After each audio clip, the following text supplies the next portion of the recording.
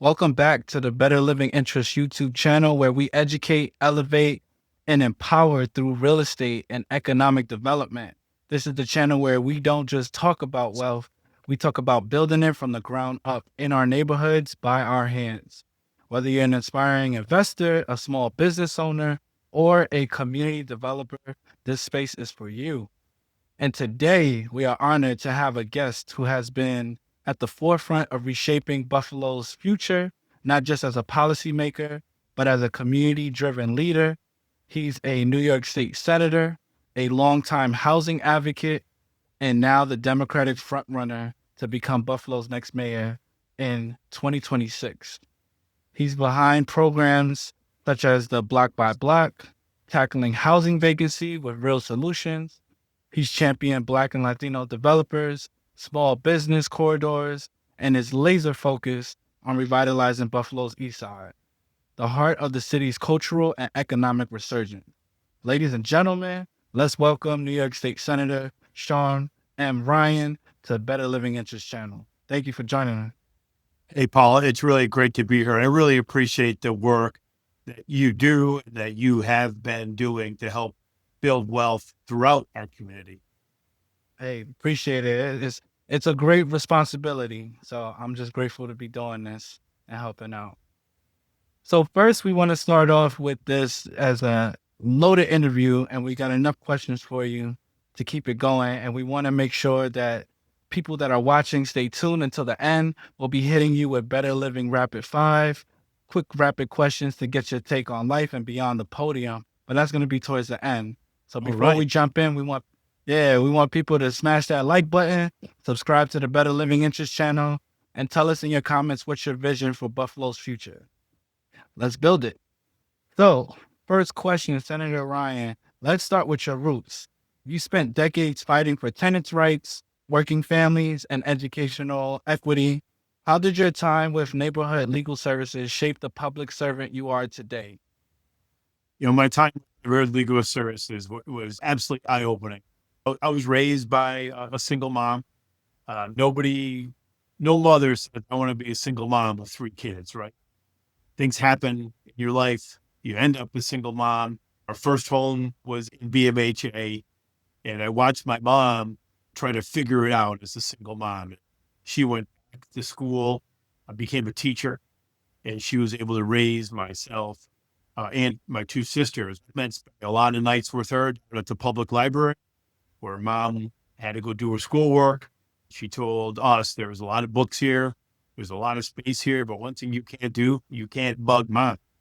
But I watched her, and I watched her pick herself up, but it also, gave me an acute awareness about how fragile the economy is, and you were a spot in the economy. So when I became a lawyer, I knew I wanted to help families like mine. So I worked at Neighborhood Legal Services, helping women mostly who are facing eviction with child support arrears, who are on a waiting list for public benefits. The world was against them, and they had little kids. And so we did everything we can to keep people housed, make sure the different programs were working for them. Boy, there was a lot of red tape.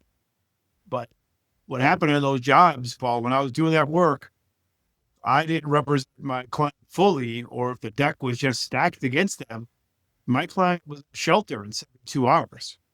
And once you realize that's the consequence there, boy, do you fight hard for your client there. But you really learned how important it is to keep families housed.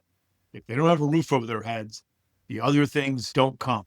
The healthcare, the employment opportunities, kids going to school. It all starts with a house and a roof over your head.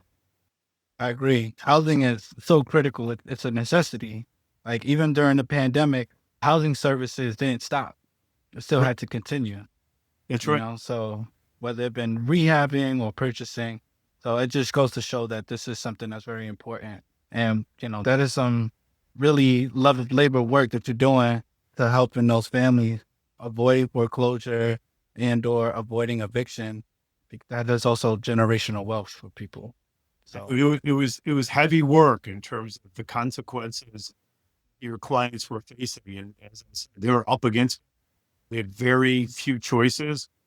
Unless they caught a break, their whole family was going to be upended for a long time.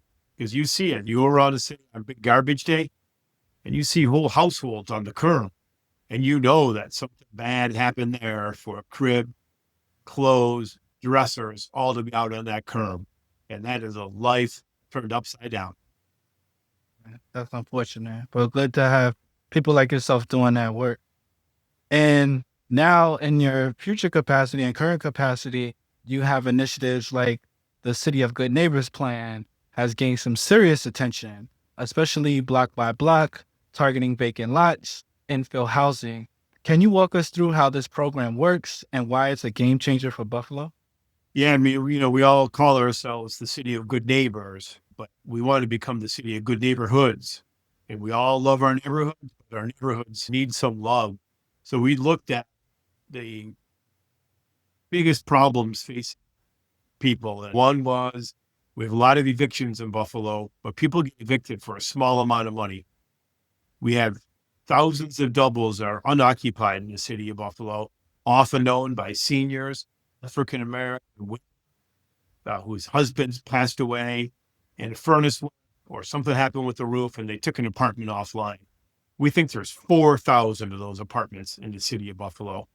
Then you layer on top of that all our vacant lots. Used to have houses, thousands and thousands of buildable lots. So we came up with a 3-part program. One, help people pay their rental arrears. It's fun. Two, trying to get units back online because we all know rents are going up, but they're going up because of the shortage of available units. The city kept demolishing units in the city of Buffalo, even when the population was going up. We put a program together aimed at getting units that are empty back online. That program is on the street now. People are receiving that money. And we hope this is the second year in a row it was funded. We want this to be a continual thing coming into the city of Buffalo. And then the third part, we can argue with them, is one of the most important parts, is building brand new infill housing on our blocks, the missing gaps. I'm not talking area by the central terminal where there's acres and acres of land. I'm talking like Glenwood. In one block of Glenwood, there's 3 vacant lots, and the other one, there's 2, and the other block, there's 5. We have to go down those blocks and put up new infill housing. But the trick is we have to make it affordable to people who make between $40,000 and $90,000 a year. It used to be you could buy a house in Buffalo on 40 grand, not anymore. So we have a subsidy that comes. You go to the bank, if you make $60,000 a year, you go to M&T, they'll give you the maximum mortgage amount. State will come in with a dollar amount to subsidize the remainder of that.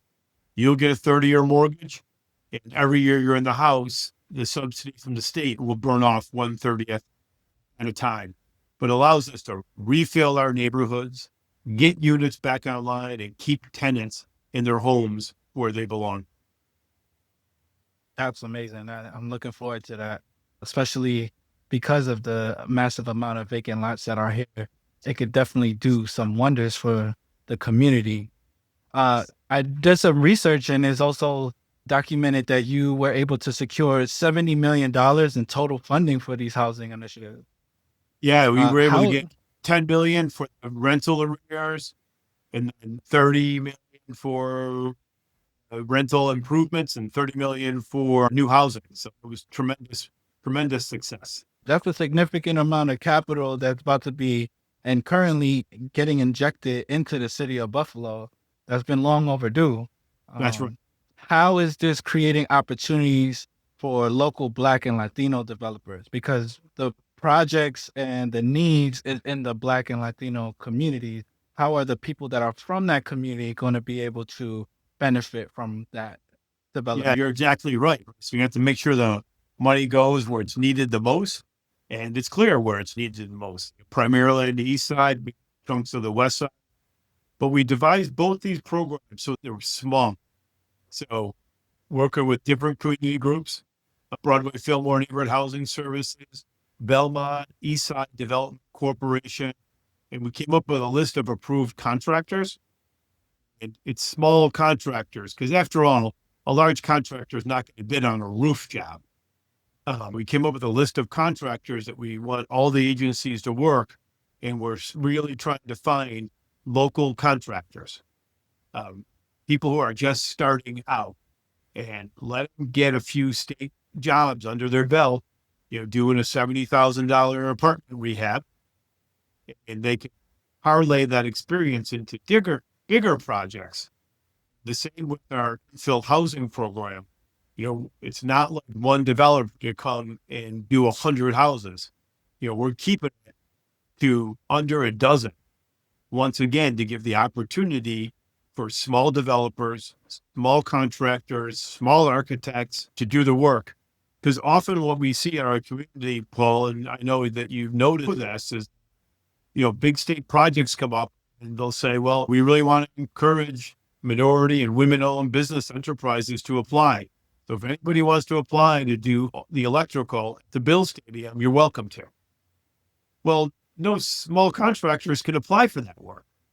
So we have to take these projects and put them into bite-sized chunks to allow contractors to be able to bid on this work, but also to allow them to get the track record. So maybe someday in the future, they will be able to allow bid on these larger municipal projects.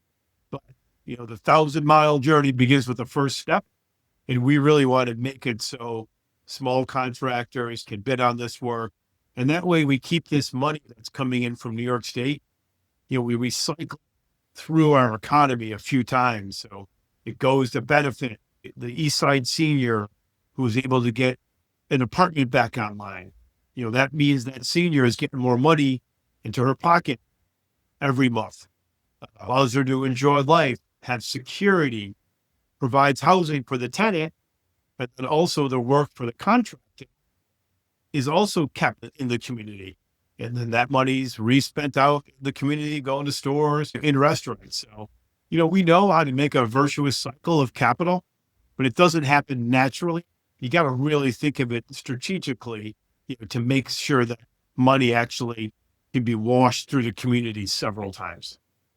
That's 100%. And I think that, as I'm going through my CCIM designation, which is basically a PhD for commercial real estate, we have to do market analysis and we have to study what are feasible development projects. And you're looking at areas.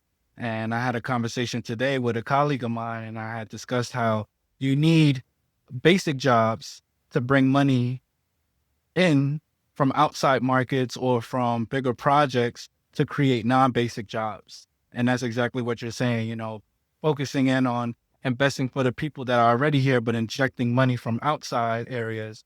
So that way it can help create and spur economic development, where then that now gets trickled into the local economy and it creates a cycle where the dollar is being circulated. And, right. And that's the tough work, right, Paul? Because a company from Ohio could, if we put these houses out, you could bid for 500 at a time. Well, probably no one in Western New York would even bid on that.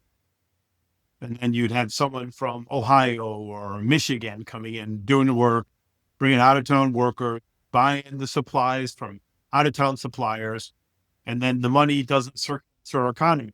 We get housing at the end of it, which is it's very positive. But we wanted a little bit more than that. We want to multiply that money. And it's great to hear that you're going through the CCIM designation. That's pretty good stuff. Thank you. I appreciate it. Yeah, right now I'm the only person of color who has taken at least one course outside of Westchester County in New York. So I'm on my fourth and final class, and then you have to submit a portfolio of $20 million of closed commercial real estate to get that. So that's why I say CCIM is a PhD in commercial What real is that? estate. Certified commercial Investment member. Oh, that's true. So like a lot of big time developers locally and internationally, because it's an international designation, they have CCIMs. You'll see CCIMs in their title. And schools like UB is actually recognized by CCIM. So CCIM recognizes UB for their program. Oh, that's Yeah, fantastic. so No, no. Yeah, Tell it's me, top did you end level. up working on the Kearns Avenue bowling alley? I did some work with him, yeah, to initiate that project. That was great, and I was really happy to do that with Dan. So yeah, I was a part of that, the initial parts of it. That's Yeah. good. And I know that your work there, helped connect Dan to different capital stacks that were available. I was happy when you let me know about this program that we were able to actually bring in some of the City of Good neighborhoods money for the two apartments above the bowling alley. We were able to bring in the vacant rental project. And right now, I believe 2 units are being rehabilitated partially with that money. Yes, I'm super excited, and much credit goes to Brandy Barrett at Broadway Fillmore for her, efforts and work because she really helps put the pieces together for the community, and I'm really grateful for her because, a project like Dan's Bowling Alley, one of the only Black-owned bowling alleys in the state, let alone 1 out of 13 in the country, it's a huge mark, and, to your point, exactly, the vacant rental program that you helped bring about from the state to allocate those funds, I mean, it's working. And Yeah. maybe you could speak a Work. little bit more to that. Like, what was that like to bring that brainchild together and to say, hey, we need to do this for the east side of Buffalo for sure. Yeah. I mean, it worked because Brandy was involved in that. And she's just a great mind. And from my office, Kate Lockhart, who's really deep into housing. And I've been knocking my head against a wall trying to figure out a program like the vacant rental program. And when she came into my office, she really helped me actualize that and turn it from a theory into a concept. And the concept now it is really rolling. So that experience that she brought into my office really helped get this over the final push. But it was all based on what we see as need, right? So Buffalo's always had substandard rental units. 15 years ago, everything was cheaper in Buffalo, but we still had substandard rental units. Now things are more expensive, they're substandard. So, in order to keep the rents down, we have to throw a lot of units on the market. And as I said before, the city ill advisedly knocked down thousands and thousands of homes that if they were here today, people would be rehabbing. Uh, but the conditions change, but you can't get those houses back. But we did figure out that there were about 4,000 empty units scattered throughout Buffalo, mostly on the east side, owned by seniors. So then we was like, well, how do we unlock that? Because the state doesn't blink 400,000 per unit build an affordable housing unit. But if we can get an affordable unit online for $70,000, well, we should be doing that all day long because the math on that is a really good math. Yeah, especially that we are, not even just locally, statewide, nationally, in a housing crisis. There's not enough houses. So to find a way in which you can take something that just needs a little bit of some TLC, right? We say in the real estate world, and give it that quick injection and bring it back to life and start creating affordable housing. And I think another thing too, when people say affordable, they have this negative connotation towards it, but it really just means affordable. And I think that that's a great program that you help initiate and are pushing from the state. And hopefully it could be repeated in different markets across the state and beyond. Yeah, when we Sure. say affordable, I often say it's got to rent at neighborhood rents. What's neighborhood renting for? And well, that's what it's got to go for.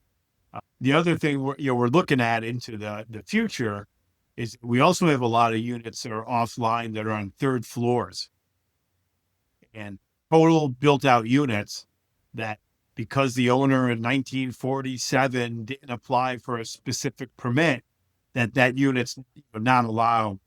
So we need to look at the modern building code because we have drywall now that has a 90-minute burn rate, much easier to sprinkle stairways than it used to be.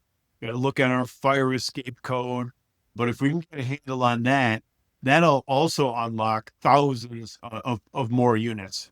I'm a believer of the more units you on the market, it just naturally stops price increases. 100%. And so you're doing this work, right, for the small mom and pops landlords, all throughout the city. Can you speak about what you're doing to help the small business corridors, right? Not just the side streets, but now the main streets, the Broadways, the Fillmores, the Jeffersons, the Baileys, the Kensingtons. How are you ensuring that Black and Latino business owners and developers have a seat at the table in these revitalization efforts? Well, it's a few things, right? We start with, we've been talking about revitalizing Jefferson my whole life. You haven't seen much progress happening, but Governor Hochul recently has put funding available to the East Side Avenues program that will allow direct investments into small businesses.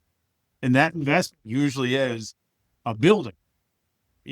Larry from the Golden Cup has owned a building in Jefferson for years, in addition to where his coffee shop is, but he hasn't had the money to capitalize that.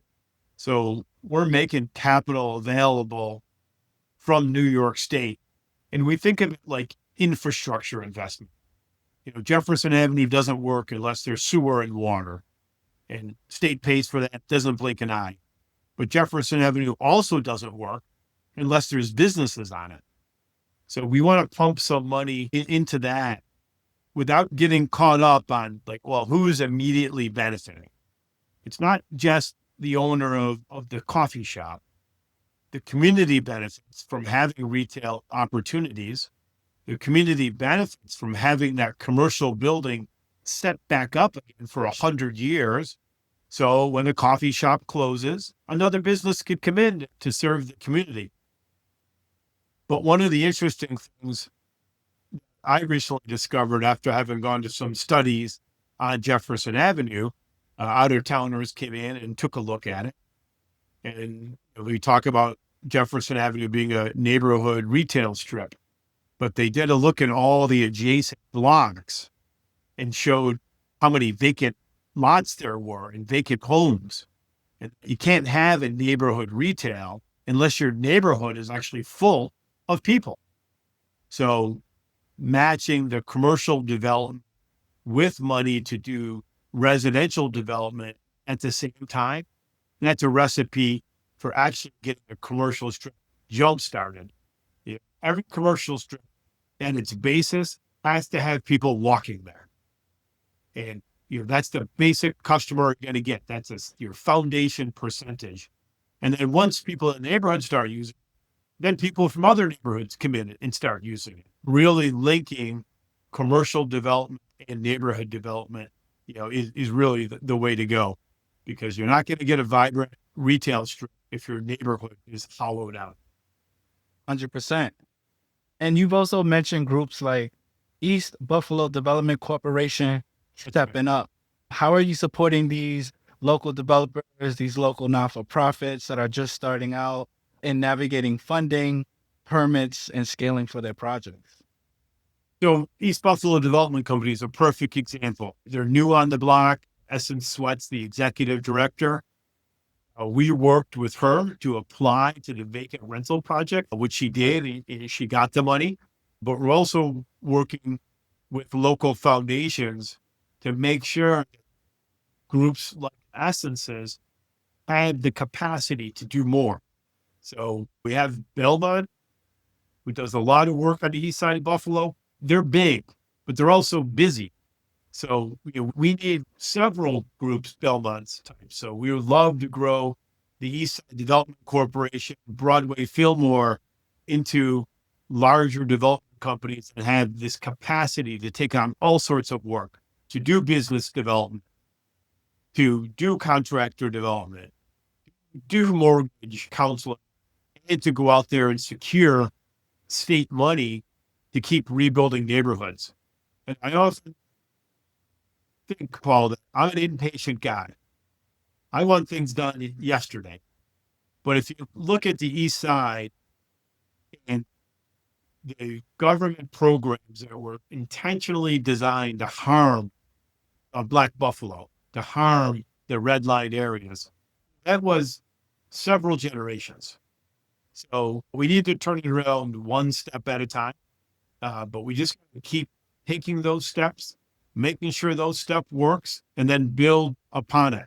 So I'm really optimistic with these well thought out, funded plans with high quality people and organizations in the community doing the work that we are going to make a noticeable impact on the east side of Buffalo. Nice. Love to hear that. And with all of this economic talk, right? Our community, my community, tends to often be overlooked in regards to the cultural preservation. Can you speak to what are those cultural preservation strategies that you plan to implement for the city? Yeah, I think the cultural and the historic preservation go hand in hand. We're doing a lot of work now to build out the Michigan Avenue corridor, but we would have a lot more to work with there if we hadn't demolished a lot of that corridor, putting money into traditional organizations, Colored Musicians Club, the Nash House. Like that's what we should be doing. And for too long, we didn't intentionally set up programs to benefit these smaller cultural organizations. And I'm a big fan of the arts in music. And we see what happens when we help fund these things. Like, you get the Pappy Martin School of Music, which then yields the Pappy Martin Jazz Festival. The Michigan Corridor and the Colored Musicians Club did a concert downtown this summer, which was wonderful.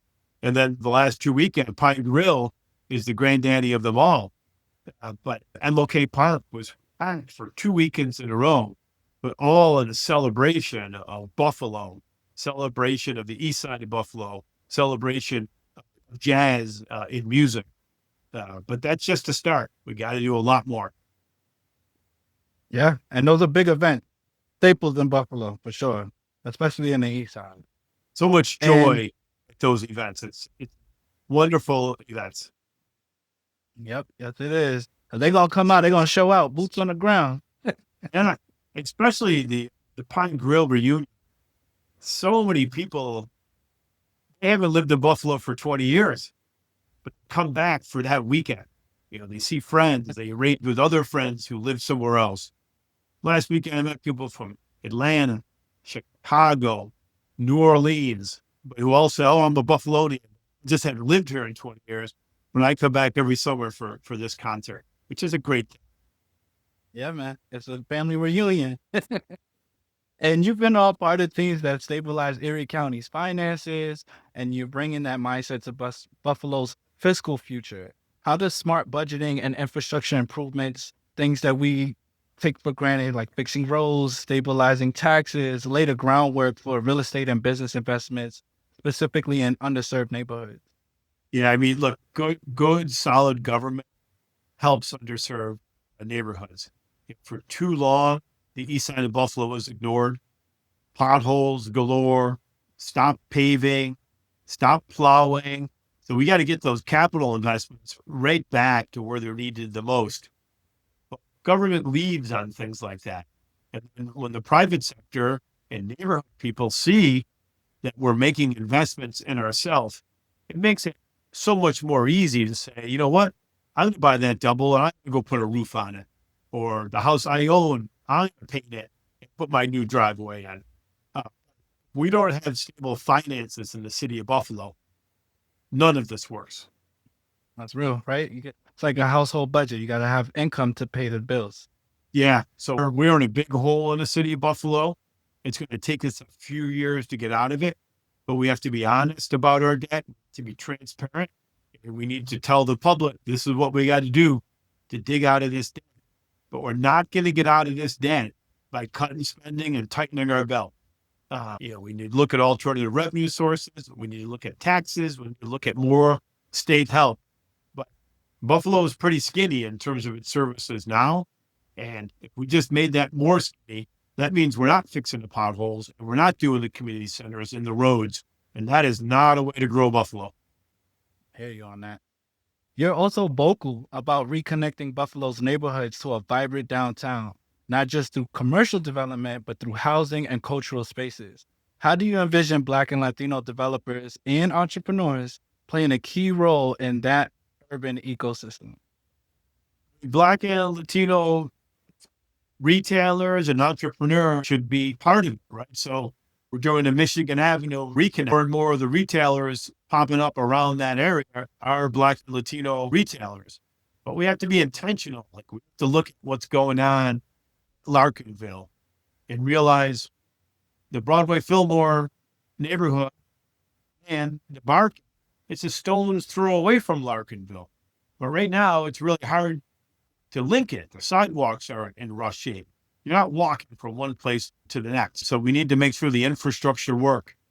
You see what we did on Niagara Street. When we started doing that Niagara Street transition, there was mostly vacant retail on Niagara Street. We changed that roadway. We added bigger sidewalks. We put bump outs to make it so you can cross the street. And then suddenly businesses started putting leases out. Before that construction was done, you saw a huge uptick in people trying to lease storefronts on Niagara Street. So good planning and good infrastructure often is what you need to lead with. And once again, we just have a lot of work to do, especially on places in the east side of Buffalo. We have really big avenues. It makes it really hard to cross those streets. It makes it so people want to drive 50 miles an hour. And once that starts happening, no pedestrian wants to walk from store to store with people buzzing by that fast. So, I just think with good urban planning and good infrastructure, that's what makes it so these opportunities can happen next. And that's what we intend to do in the city of Buffalo. Sounds good.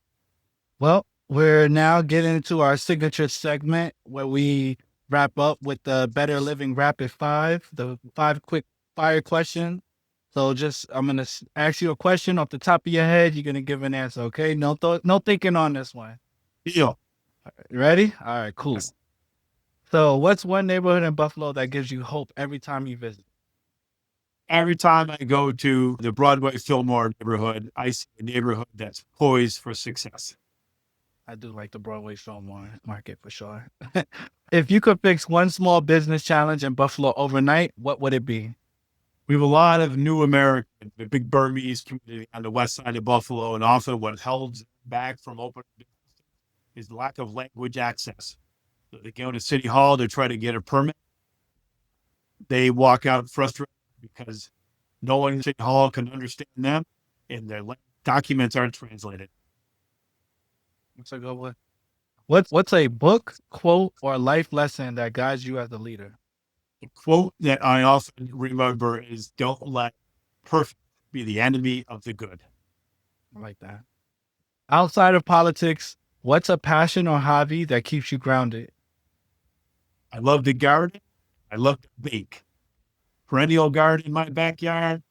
Forever moving my plants around. I love to bake cakes. I love to bake bread. So in the wintertime, I have a couple hours spare in the afternoon. I'm putting up a loaf of bread. Okay, that's what's up. In one sentence, what does a better living mean to you? Better living means to me is, people have choices in their lives. They can choose to go to the dentist with their children because they have extra money. They can choose to be able to go out and take their kids out for dinner. When I was a kid, the biggest vacation we had was going to Allegheny State Park to stay in a tent. But that was only achievable because my mom went back and got that teaching degree. Shout out to the teachers and shout out to the moms. My mom's a teacher. My great grandmother was a New York City DOE teacher. Same with my mom. So yeah, come from a family of teachers. Excellent. Well, thank you, Senator Ryan. I appreciate you for sharing your vision, your passion, and most importantly, your blueprint for the city of Buffalo, where ownership and opportunity belongs to all of us, not just a few of us. It's great to be here with you tonight, Paul, and good luck continuing at CCIN designation. Thank you. I appreciate that. I'm looking forward to implementing it. So I got to finish the one class, and then next is them $20 million worth of commercial real estate. So infill. We're going to build a better Buffalo together. Hey, man, I'm all for it. Well, thank you everyone for watching. You heard the plans. Now it's on us to build the future together.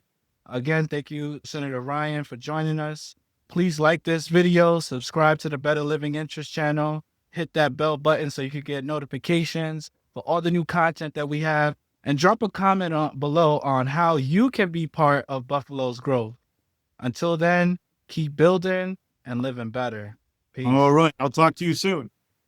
All right.